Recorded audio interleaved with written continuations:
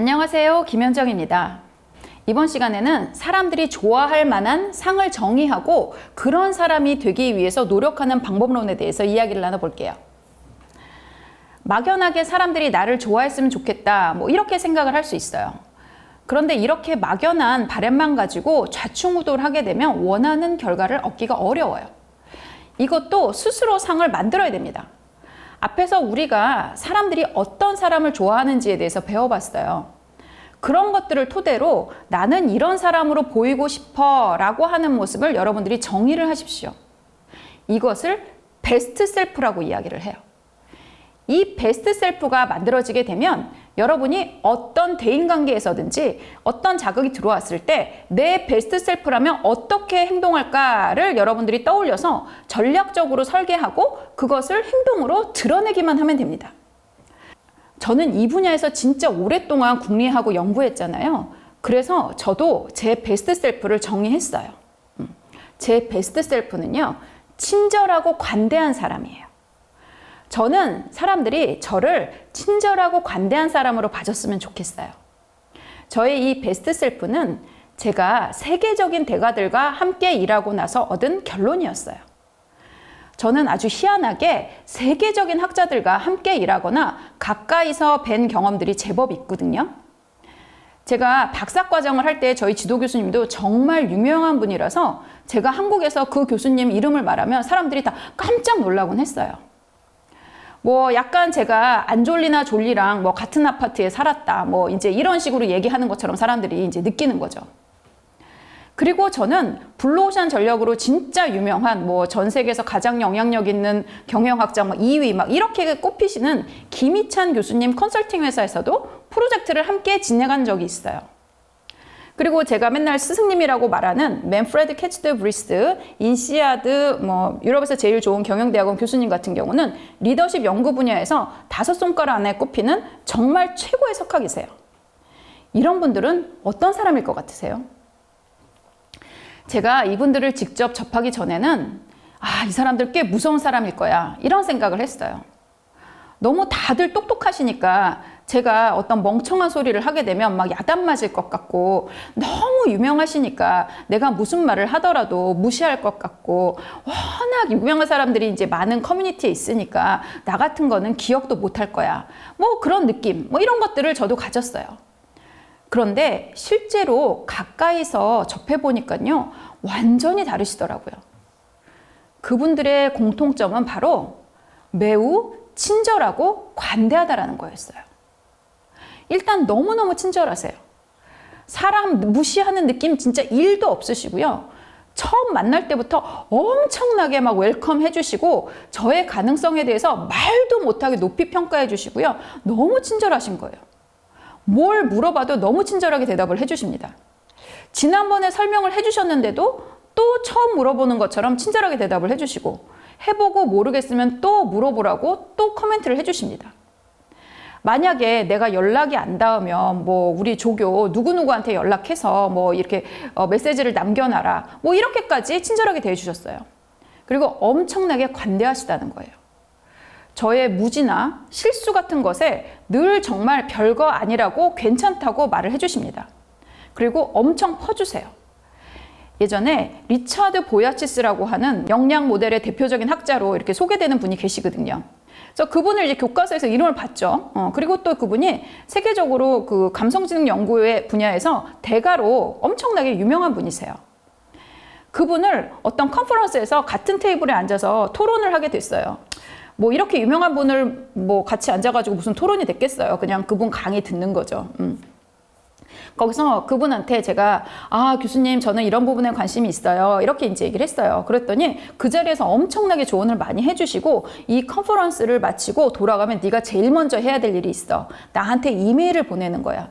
그래서 네가 누구니까 어떤 분야에 대해서 자기한테 이런 거를 좀 도와달라고 이야기를 하면 본인께서 그 자료를 보내주시겠다, 이렇게 약속을 하시는 거예요. 그래서 그래야겠다라고 생각을 했죠. 그런데 바로 그날 저녁에 그냥 그분이 저한테 먼저 이메일을 보내셨더라고요.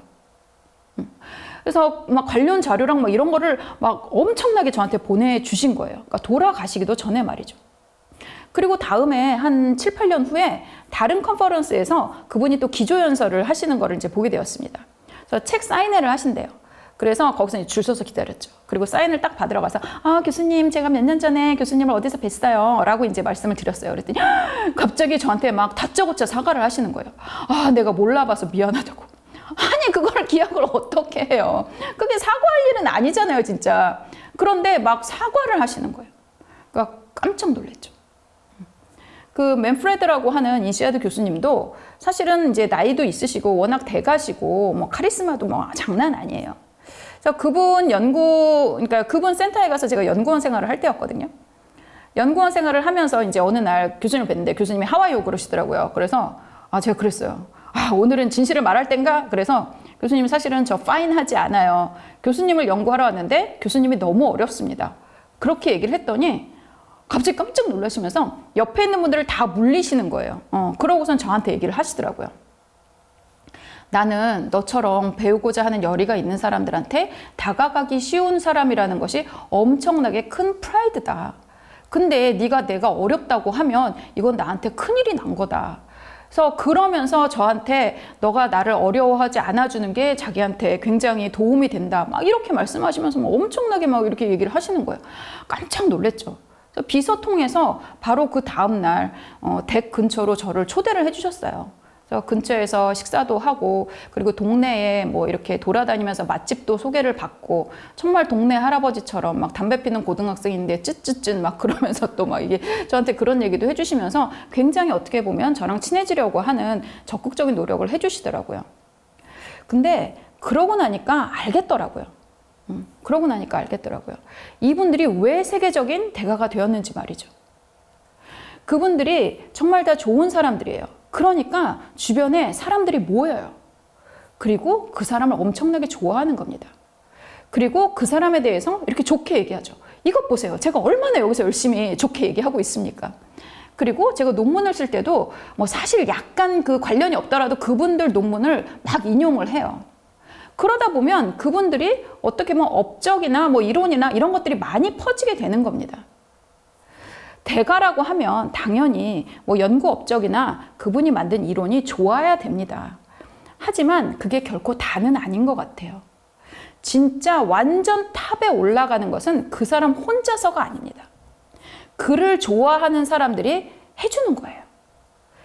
그래서 저는 이분들처럼 친절하고 관대한 사람이 되기로 했습니다. 그러면 저는 특정 상황에서 이것을 떠올리면서 그런 사람처럼 행동을 해요. 저는 대학에서 감점이 없어요. 교수 생활을 하면서. 내기만 하면 다 감점 없이 다 점수를 줘요. 그것도 성적 입력하기 전까지만 내면 돼요. 그리고 학점도 제가 줄 수 있는 한에서는 무조건 제일 잘 줘요.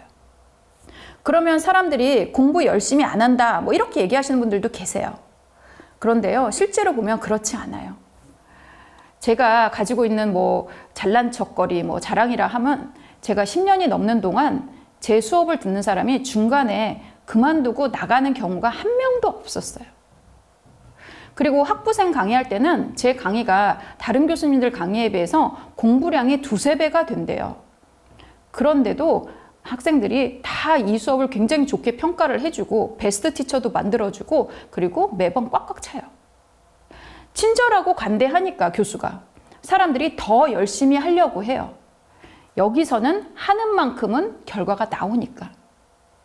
저는 애한테도 화를 잘 안 내요. 그래서 제가 그 아이의 친구들 사이에서 소문난 보살이에요. 저는 운전을 못 하는데요. 서울 외곽에 있는 연수원에서 강의를 하는 일들이 잦아요. 그러면 택시를 타고 가요. 서울에서 갈 때는 택시가 잘 잡히는데 돌아올 때는 그렇지 않은 경우들이 많거든요. 그래서 호출을 하면 뭐 이게 사실은 잘 호출이 안 됩니다. 서울 택시가 그 근처에 없는 경우도 많고요. 그리고 그 동네 택시들은 굳이 서울에 가려고 하지 않아요. 그래서 어떤 때는 막 20분을 기다리다가 드디어 이제 동네 택시가 호출을 받아주시면 그 택시를 타고 집에 돌아오는 거죠. 근데 사실 그 다른 도시에 있는 분이 서울에 오면 서울은 굉장히 복잡하고 길을 잘 알기도 어려워요. 게다가 제가 오는 시간에 퇴근 시간까지 걸려버리면 기사님들은 정신을 못 차리십니다. 그러다가 그때 기사님이 내비 안내를 몇 번을 놓치셨어요. 그래서 정말 뭐 원래 예상했던 것보다 1시간도 더 넘게 걸려서 집에 도착을 하게 되었습니다. 그러니까 얼마나 뒤에서 열딱지가 났겠어요. 엄청나게 이제 열을 받았는데, 그런데 거기서 저는 생각을 했습니다. 나는 친절하고 관대한 사람이다. 그리고 친절하고 관대한 사람이라면 그 상황에서 어떻게 했을까요? 라고 생각을 했어요. 친절하고 관대한 사람이면 화내지 않겠죠. 그래서 제가 잘 생각을 해서 이렇게 했습니다. 지갑에서 10,000원짜리 하나를 꺼냈어요. 택시비는 자동 결제가 될 것이고, 기사님은 익숙하지도 않은 길을 돌아오시느라 고생을 하셨으니 내려가시는 길에 커피라도 한잔 하시라고 10,000원을 꺼내서 이렇게 드렸습니다. 그랬더니 기사님이 깜짝 놀라면서 이렇게 하시지 마시라고 막 그러시는 거예요. 그래서 오히려 본인께서 내비 안내 길을 몇 번 놓쳐서 시간이 더 걸려서 너무 죄송하다고 저한테 막 말씀을 하시더라고요. 그래서 거기서 한판 실랑이를 이제 벌였죠. 그리고 제가 거의 10,000원짜리를 막 집어 던지듯이 막 그렇게 하고 전 택시에서 내렸습니다. 그러고 나니까 참 마음이 좋았어요. 화를 내고 막 택시비를 깎자 막 이렇게 해도 될 상황이었거든요. 하지만 저 택시기사님이 아니었으면 내가 거기서 집에 어떻게 왔겠어요. 그 생각을 하니까 참 잘했다는 생각이 들었습니다. 그리고 무엇보다 저는 그 어려운 상황에서 베스트 셀프를 잘 수행한 하루였습니다. 이렇게 여러분이 자신의 베스트 셀프를 한번 마련해 보세요. 물론 한 번에 마련이 되지도 않을 수 있고 굉장히 시행착오를 겪으면서 이것을 계속적으로 바꿔나갈 수 있어요. 그래도 이런 베스트 셀프가 있으면 그런 사람인 것처럼 행동해도 되니까 인생이 조금 쉬워져요. 그리고 이렇게 조금 노력하다 보면 어느새 나는 그런 사람을 연기하는 것이 아니라 그런 사람이 돼 있는 것을 발견하실 수 있을 거예요. 물론 늘 베스트 셀프로 이렇게 여러분들이 행동하지 않으셔도 괜찮아요. 그래도 조금씩 빈도를 조금 조정해 나가는 것으로도 충분하답니다. 이번 시간에는 사람들에게 보여주고 싶은 나의 이상적인 모습, 베스트 셀프 만드는 법에 대해서 알아봤습니다. 감사합니다.